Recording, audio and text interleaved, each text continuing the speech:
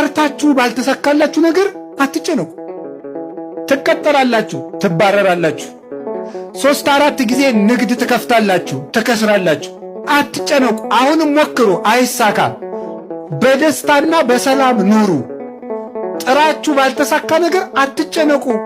ለምን ዳውነንስ አንሞትም? ሰነፉነን አንሞት እንጂ ዳውነንማ አንሞትም። ችግር አለው?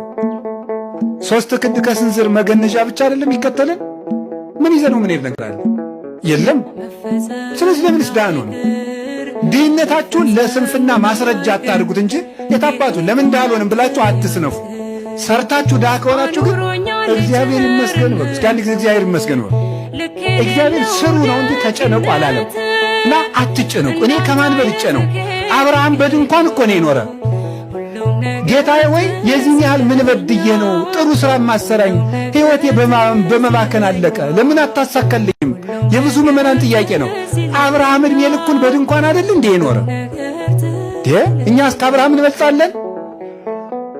ይስሐቅ በድንኳን ነው የኖረ። ያዕቆብ እግዚአብሔር ሌሊት ተገልጾ የፍቅር ትግል ሲታገለው ያደረው ያዕቆብ፣ እግዚአብሔርን እንደዚህ አቅፎ ያደረው ያዕቆብ የኖረው በድንኳን ነው።